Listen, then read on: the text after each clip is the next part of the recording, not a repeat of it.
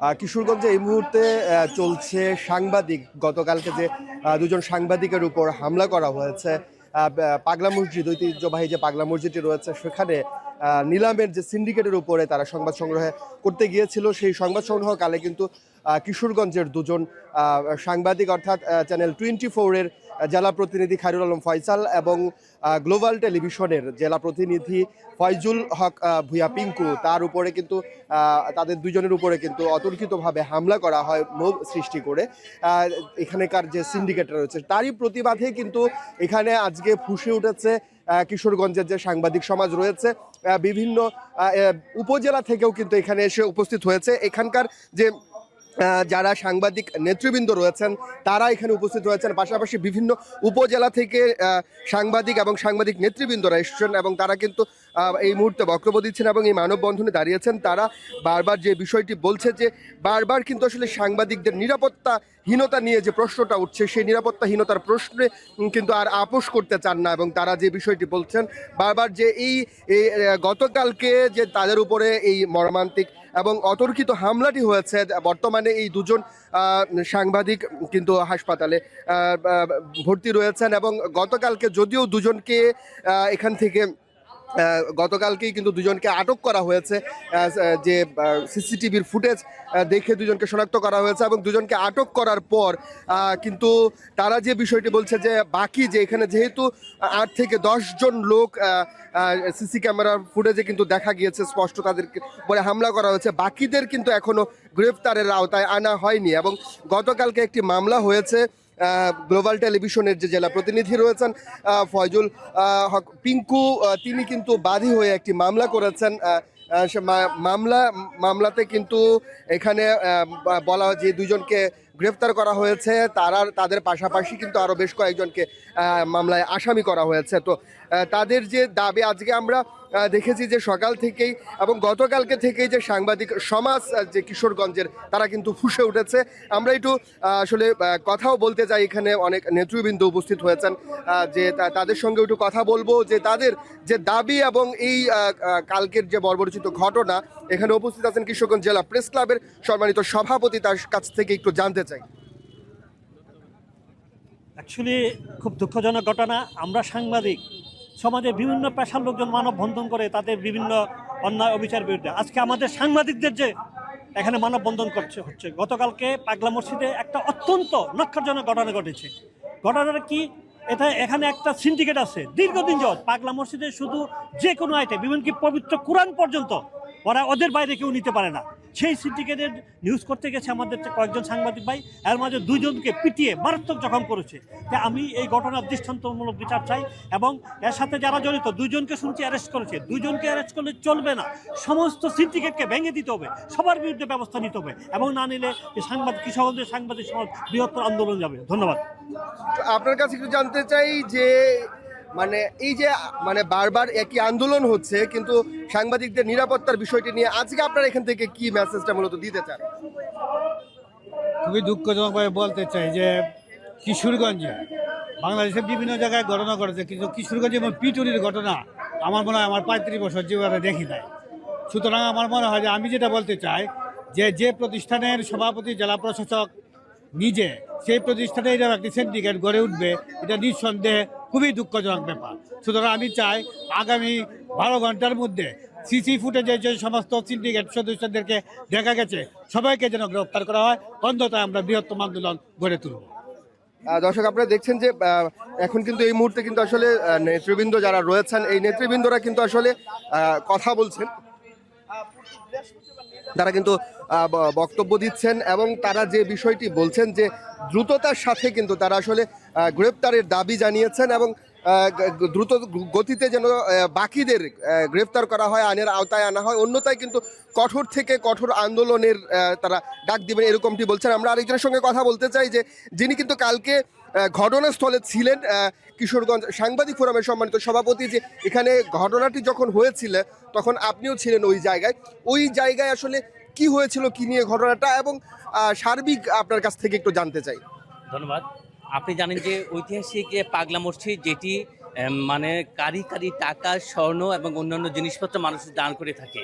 আমরা যারা সংবাদকর্মী আছে, আপনি জানেন যে কত টাকা হয়েছে, কত টাকা দান হয়েছে সেটাই আমরা জানি। কিন্তু এর বাইরেও প্রতিদিন কিন্তু বিভিন্ন সামগ্রী, হাঁস, মুরগি, গরু, খাসি সহ নানা জিনিসপত্র মানুষ দান করে থাকেন। আসলে প্রতিদিনের এই জিনিসগুলা কিন্তু প্রতিদিন বিকেলবেলায় নিলামে বিক্রি হয়। এটা কিন্তু আসলে সাধারণ মানুষের লোকচক্ষুর অন্তরালেই থেকে যায়। এটা আমাদের কাছে অভিযোগ ছিল যে এখানকার যার এই জিনিসপত্রগুলা প্রতিদিন যারা কেনে, নিলামে কেনে, নামমাত্র টাকায় তারা একটা সিন্ডিকেট করে জিনিসগুলা কিনে নিয়ে যাচ্ছে। আপনাকে যদি বলি 100 টাকা দামের একটি জিনিস তারা 10 টাকায় কিনে নিয়ে যাচ্ছে, এটা কিন্তু কেউ খোঁজখবর রাখে না।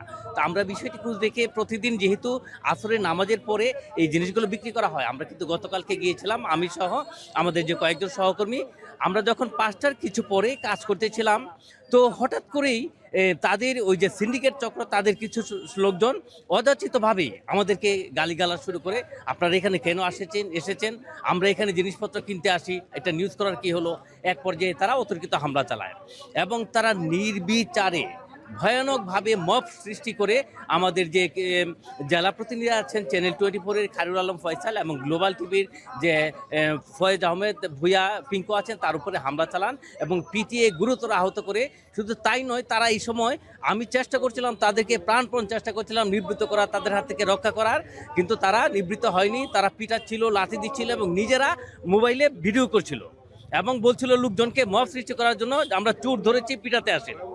এই অবস্থায় আমরা লক্ষ্য করেছি এখানকার নিরাপত্তার দায়িত্বে যারা ছিলেন আনসার সদস্যরা, তারা কিন্তু কেউ এগিয়ে আসেনি, বা মসজিদ কমিটি, নিলাম কমিটি, তারা কিন্তু কেউ এগিয়ে আসেনি। আমরা কৌশলে নিজেদেরকে বাঁচিয়ে আমরা হাসপাতালে যাই এবং প্রশাসনকে অবহিত করি। আমরা আজকের এই যে মানববন্ধন, সাংবাদিকদের যে প্রতিবাদ সভা, এটা থেকে আমরা যে মেসেজটি দিতে চাই, এই বর্বরিচিত ঘটনার পরে মাত্র 2 জনকে আটক করা হলে বাকিরা এখনো বাইরে থেকে গেছে। আগামী 24 ঘন্টার মধ্যে তাদেরকে আইনের আওতায় আনতে হবে, গ্রেপ্তার করতে হবে, অন্যথায় আমরা সাংবাদিকরা কঠোর কর্মসূচি ঘোষণা করব। সেই সাথে আরও বলতে চাই যে মসজিদে নিলাম কমিটির স্বচ্ছতা আনতে হবে, সিন্ডিকেট ভাঙতে হবে এবং সাংবাদিকদের পেশাগত নিরাপত্তা নিশ্চিত করতে হবে। এই ছিল মূলত আমাদের আজকের দাবি। যদি আজকে এই দাবি না মানা হয় এবং সাংবাদিকদের হেনস্থা করা, হত্যা চেষ্টা এবং হুমকি দেওয়া বা আক্রমণ করার সাথে যারা জড়িত, সকল আসামিদের আগামী 24 ঘন্টার মধ্যেই আটক করতে হবে। অন্যথায় কিশোরগঞ্জের সকল শ্রেণীর পেশার সব মানুষ সহ যে সাংবাদিকরা যারা আছেন, সকল পেশার সাংবাদিকরা, সকল মতের মানুষকে নিয়ে তীব্র আন্দোলন কর্মসূচি আমরা গড়ে তুলব।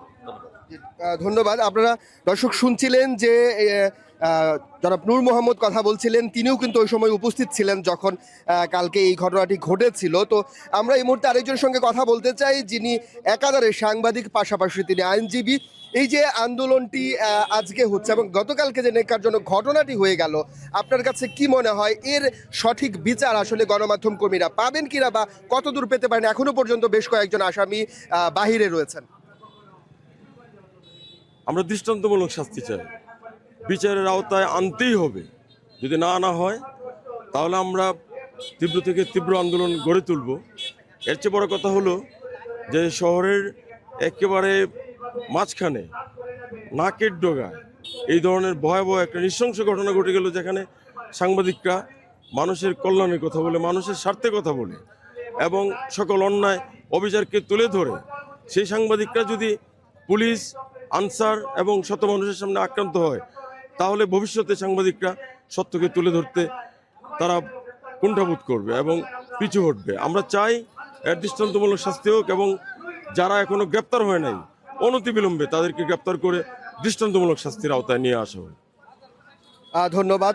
দর্শক, আপনারা শুনছিলেন যে এখানকার বিভিন্ন গণমাধ্যম কর্মী, জেলা এবং উপজেলা পর্যায়ে থেকে যারা এসছেন তারা সহ পাশাপাশি বিভিন্ন সাংবাদিক নেতা রয়েছেন এবং বিভিন্ন মহলের মানুষজন কিন্তু এখানে সংস্কৃতি, সাহিত্য কিংবা রাজনৈতিক দলেরও বিভিন্ন প্রতিনিধিরা কিন্তু এখানে এসে উপস্থিত হয়েছেন।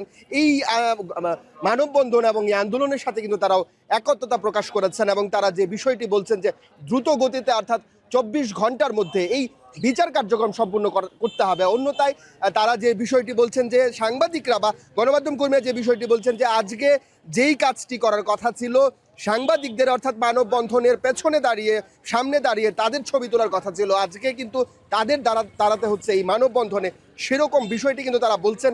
সুতরাং 24 ঘন্টার মধ্যে দ্রুত বাকি আসামিদেরকে গ্রেফতারের সাথে তাদের দ্রুত বিচারিক ট্রাইব্যুনালে যেন তাদের বিচার সম্পূর্ণ করা হয়, এরকমটি কিন্তু দাবি উঠেছে।